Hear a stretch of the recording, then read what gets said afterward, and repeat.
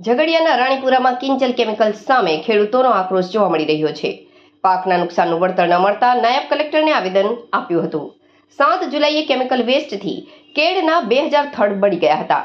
3 વર્ષથી દૂષિત પાણી છોડાતા જમીનની ફળદ્રુપતા ઘટી રહી છે.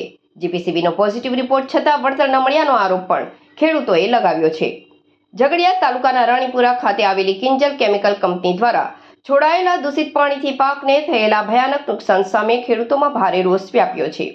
1 મહિનો વીતી જવા છતાં વળતર કે કાર્યવાહી ન થતા આક્રોશિત ખેડૂતોએ નાયબ કલેક્ટરને આવેદનપત્ર આપી કડક પગલાં ભરવાની માંગ કરી છે. ખેડૂત સંજય દેસાઈ અને અન્ય ભોગ બનનાર ખેડૂતોના જણાવ્યા મુજબ ગત 7 જુલાઈ 2024ના રોજ કંપનીમાંથી કેમિકલયુક્ત વેસ્ટ બહાર છોડાતા આસપાસના ખેતરોમાં ફરી વળ્યો હતો, જેનાથી કેળનો ઊભો પાક બળીને ખાક થઈ ગયો હતો. અંદાજે 1500 થી 2000 કેળના થડને સીધી અસર થઈ છે. છેલ્લા 3 વર્ષથી આ પ્રોબ્લેમ ચાલુ હોવાથી જમીનની ફળદ્રુપતા અને ઉત્પાદન ક્ષમતા પણ ઘટી ગઈ છે. ખેડૂતોએ આ મામલે ઝઘડિયા મામલતદાર, જીપીસીબી અંકલેશ્વર, પોલીસ, બાગાયત કચેરી અને જિલ્લા કલેક્ટર સુધી લેખિત ફરિયાદો કરી છે. જિલ્લા સ્વાગત કાર્યક્રમમાં જીપીસીબી દ્વારા નુકસાની અંગે હકારાત્મક અહેવાલ અપાયો હોવા છતાં આજ દિન સુધી ખેડૂતોને 1 રૂપિયો પણ વળતર ચૂકવાયું નથી. આવેદનપત્રમાં ખેડૂતોએ ગંભીર આક્ષેપ કર્યો છે કે કંપની પ્લાન્ટમાંથી પસાર થતી કરજણ કેનાલ યોજનાની અંડરગ્રાઉન્ડ પાઇપલાઇનને નુકસાન પહોંચાડી તેની પર તથા સરકારી જમીન પર ગેરકાયદેસર દબાણ અને બાંધકામ કરી દેવાયું છે. ખેડૂતો માંગણી કરી હતી કે પાક અને જમીનના નુકસાનનું સર્વે કરી કંપની પાસેથી તુરંત વળતર અપાવવું, તમામ મુદ્દાનો ઉકેલ ન આવે ત્યાં સુધી કંપનીનું લાયસન્સ રિન્યૂ ન કરવું, સરકારી જમીન અને કરજણ કેનાલ પરનું ગેરકાયદેસર દબાણ તાત્કાલિક દૂર કરવું, પર્યાવરણ અને ખેતીને નુકસાન પહોંચાડવા બદલ કંપની સામે કાયદેસરની કાર્યવાહી કરવી તેવી માંગણી કરી હતી. મારું નામ સોહિલકુમાર હરેશભાઈ દેસાઈ છે. જાતે હું એડવોકેટ ને ખેડૂત છું. અમારા ગામના પાદર પર એટલે સ્ટેન્ડ પર આવેલ કિંજલ કેમિકલ, જેના દ્વારા 7/7/2026ના રોજ કેમિકલયુક્ત પાણીનો નિકાલ કરેલો, એ નિકાલ અમારા ખેતરમાં આવેલો ને એટલા વિપુલ પ્રમાણમાં કેમિકલનો નિકાલ કરેલો હતો કે જેનાથી અમારા ખેતરમાં 2 થી 2.5 વીંગા જેટલો પાક એટલે આશરે 1500 થી 2000 જેટલા પ્લાન્ટ કેળના ઊભા લૂમ સાથેના બળી ગયા અને 1 ફૂટ જેટલો કેમિકલનો થર ત્યાં ગાડી જામી ગયેલો છે.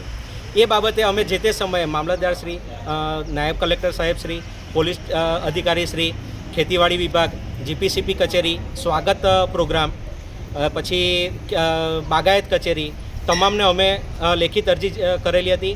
તેમ છતાંય ફક્ત જીપીસીબીએ એમના રિપોર્ટ લઈ અને હકારાત્મક નિકાલ કરી સ્વાગત પ્રોગ્રામમાં રજૂ કરેલ, પણ ત્યારબાદની કોઈ પ્રક્રિયા કરેલ નથી. અમને જે કંઈ નુકસાન થયેલું છે એ નુકસાનનું હજી વળતર માટેની કોઈ પ્રક્રિયા કરવામાં આવેલી નથી.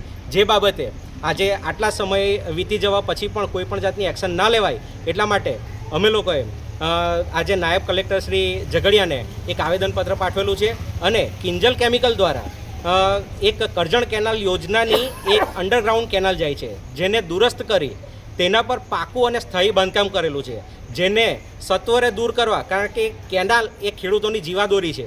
તો એનાથી જે ખેડૂતોના હિતને નુકસાન થયેલું છે, જે નુકસાન ભરપાઈ કરવા તેમજ ખેડૂતોના હિત રક્ષક બની એમનું આ અવૈધ દબાણ છે તે દૂર કરવામાં આવે એ બાબતનું આજે અમે પ્રાંત સાહેબને આવેદન આપેલું છે. અને એમનું લાયસન્સ પૂરું થતું હતું અને લાયસન્સનું ત્યાં ગાડી રિન્યુઅલ માટેની પ્રક્રિયા ચાલતી, તે જ સમયમાં આ બધા જે કેમિકલ વેસ્ટ છોડવાનું ને એ બધી પ્રક્રિયા જે થયેલી છે તે સમયમાં થયેલી છે. એટલે સાહેબ કંઈ નહીં ને કંઈક જગ્યાએ કોઈક જગ્યાએ આપણા તંત્રથી પણ કોઈક ચૂક થઈ રહેલી હોય એવું જણાઈ આવતું હતું, જેથી કરીને એ ચૂક એક આગળ જતાં કોઈ નુકસાન ના કરે એ સંદર્ભે આજે અમે પ્રાંત સાહેબને એક આવેદન પાઠવેલું છે.